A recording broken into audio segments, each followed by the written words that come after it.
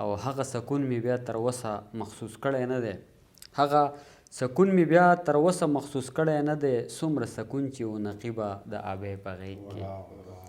ډېره مننه.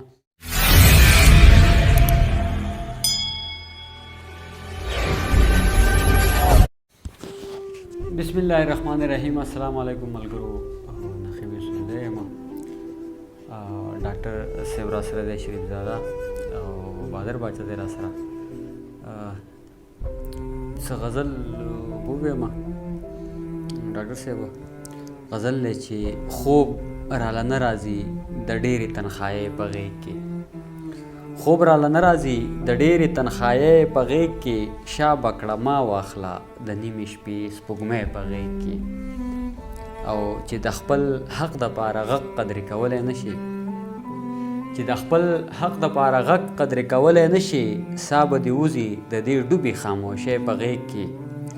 او بیا هم زما د زړه په مینه باندې پوهه نه شوه، بیا هم زما د زړه په مینه باندې پوهه نه شوه، ورله مې ځای ورکړو د خپلې زندګۍ په غېږ کې.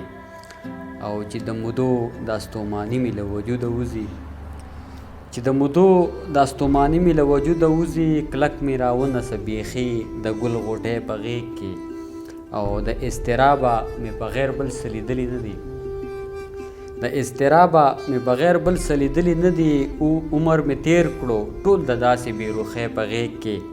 او یقین مې نشي که په ژوند درته اوزګار شمه زه، یقین مې نشي که په ژوند درته اوزګار شمه زه رانیولی یمه سمې مجبورۍ په غېږ کې. او هغه سکون مې بیا تر اوسه محسوس کړی نه دی، هغه سکون مې بیا تر اوسه محسوس کړی نه دی، څومره سکون چې و نقیبه د ابۍ په غېږ کې. ډېره مننه. بل وکیم یو بولو که نه.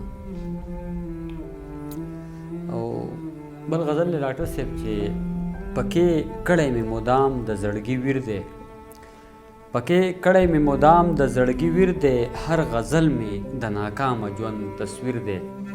او زه په یو خوا ارتقا کړم زړه مې بل خوا، زه په یو خوا ارتقا کړم زړه مې بل خوا، په خپل ذات کې مې دننه څه توپیر دی. او باور نه کړم که د بل په لور ترې لاړ شي، باور نه کړم که د بل په لور ترې لاړ شي، خیال مې داسې ستا په زلفو کې اسیر دی. او چې په دومره دعاګانو بدل نه شو، چې په دومره دعاګانو بدل نه شو، د پښتون ولس مې دا څنګه تقدیر دی.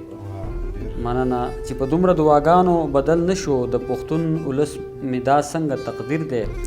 او وخت به راشي دې دنیا ته به یې ښایم، وخت به راشي دې دنیا ته به یې ښایم، ما لیکلی یو سړي باندې تحریر دی. او زما هر یو خیال په ځان پسې راکاږي، زما هر یو خیال په ځان پسې راکاږي، په دې مخ کې د څه بل شانې تاثیر دی. او هغه چرته د وحدت لمنه نسی، هغه چرته د وحدت لمنه نسی، چا وجلی چې نقیبه خپل ضمیر دی. ډېره زیاته مننه ډاکټر صاحب.